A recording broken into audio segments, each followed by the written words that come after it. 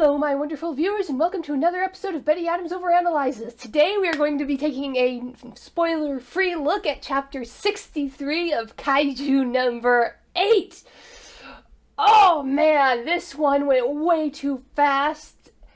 Wow, this one. Oh man, let's get going. So, as usual, this will be your spoiler-free review, but if you don't want to hear anything about it, you can go check out the links below the video to check out a copy of my book, Humans Are Weird, I Have the Data, Short Stories of Human Absurdity.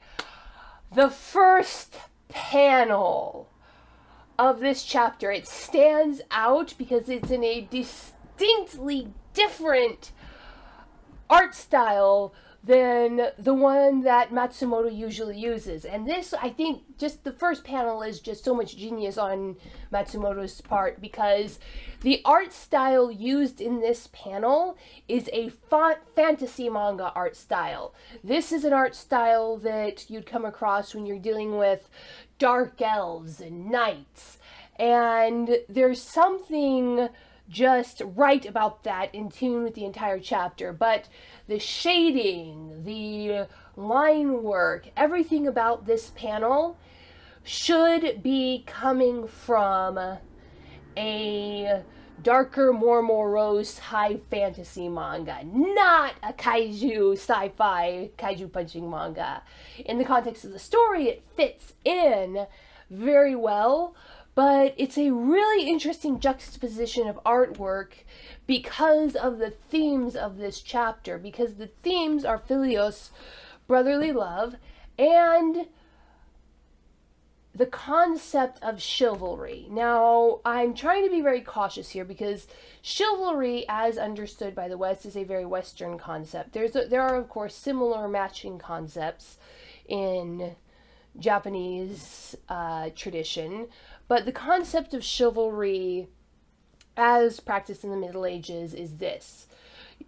The chivalric knight is someone who is incredibly dangerous, brave, powerful, able to literally to slay dragons. But someone who in their private life is meek and humble and tender. The classic example of this in Western literature is Sir Lancelot, who was as socially adept and gentle as a maiden when in the castle, but who literally went out and slayed dragons all the time without flinching. And as described in Western mythology, the concept of chivalry was not a natural state. People were not born chivalrous. They had to train into it, because people, but especially men in this case, because that's what it's talking about, the whole brotherly love theme, who are inherently meek, who are going to be attentive to the emotions of those around them and stuff, are frequently, milksops. They're, weak, for another word.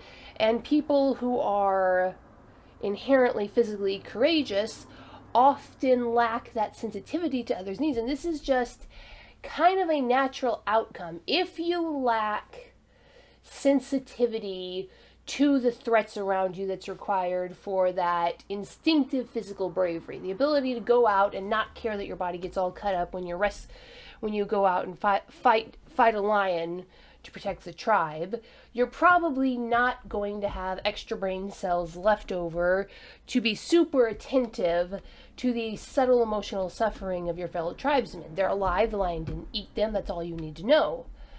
And you get the examples of this are the harsh drill sergeant, or for instance, Kikoru's father. He had a tremendous burden placed on his shoulders, and in order to keep everybody alive, he had to starve out the tender, more emotional parts of himself. And this made him a super effective weapon, and a father who raised Kikoru to be what she needed to be to survive. But we saw the cost of that. We saw Kikoru suffering because she lacked that paternal tenderness. And then you have the other examples of people who are extremely emotionally sensitive, but they lack the physical power and the aggression to be effective protectors. They're not dangerous enough to be that chivalric knight.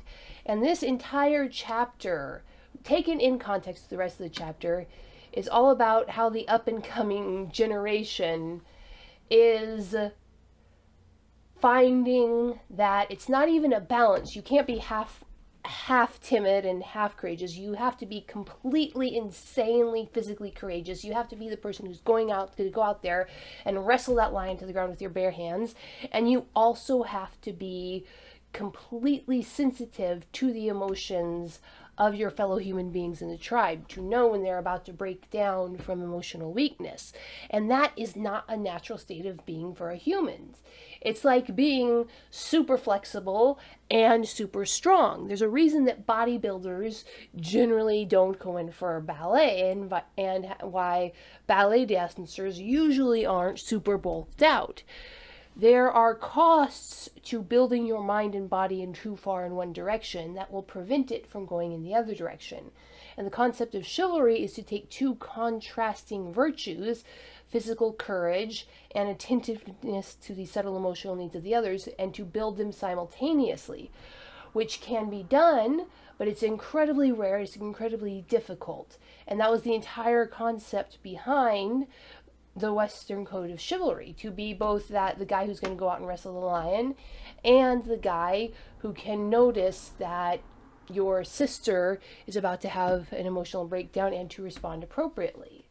So, why am I going off on this tangent? Because A, I don't want to give you any spoilers for this chapter. And even though it's no spoiler, no surprise, this is a combat chapter. Our heroes are out there blasting away with guns. But in this chapter, they are expressing both that extreme physical courage and the extreme emotional sensitivity that makes a chivalric knight. And even though these are basically still, they're not knights. What's the guy ranks that comes before knight? Squires. Reno and Aharu are still both solidly in the squire position, but in this chapter, they are learning to balance that, being both the lion fighter and the other element. So I just love this. And it's not, of course, it's not all happening in this chapter.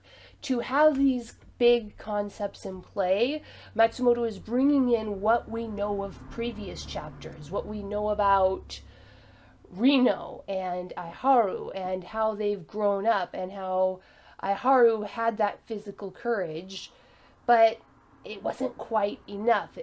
Remember back in the training arc, Aiharu hesitated before going into an attack. Now, he'll always follow through, but it's a conscious choice on his part. He is afraid. He does lack that physical courage, and so he has had to build up his physical courage to step in and do these things. And even Reno did too. Reno never had Kafka's willingness to just jump in without thought. And so they're having to build that up without sacrificing their ability to be there for each other on that emotional level. And again, they're still squires. They're not very good at it. And just watching them fumbling around trying to be these heroes, it made this chapter something special for me. And we, of course, all of those interesting hints we've been getting about Aiharu come to a sort of conclusion, but we haven't seen where it'll go yet. Now, this is interesting. In a chapter that flows really fast, there's an entire page, no, two entire pages, three entire pages that are devoted to a mental metaphor that does not take part in the main in the main storyline of the chapter. Yeah, okay, this chapter is how many pages long? All right, so effectively, this chapter is 23 pages long, and 3 full pages of that are devoted to a mental metaphor for what's going on. And the chapter flows so smoothly and so fast that you don't even notice it. Wow, I just realized that this chapter went so fast, you don't even notice you don't even notice those 3 pages. Okay, so that was my spoiler for review of chapter 63. This is a really, really good depiction of the young hero's fighting their way to be towards their goals, to become what they see their mentors as being. I really enjoyed it. What do you think? What was your main takeaway from this chapter? I'd love to hear your thoughts on this in the comments. Hit that like and subscribe button. And peace out, my wonderful viewers. Also, if you're interested, this video will be up on Veoh, BitChute, Rumble, and Odysee. So just in case I get a YouTube strike, we've got all those backup channels, whichever one suits your fancy. So peace out, my wonderful viewers. Humans are weird. We took a vote, and humans are weird. I have the data. 2 books in a series of human absurdity. Go check out these short story collections. What will our little green friends think of us when we finally do make it to space? Find out the answer in 2 books of human absurdity. Humans Are Weird, We Took a Vote, and Humans Are Weird, I Have the Data.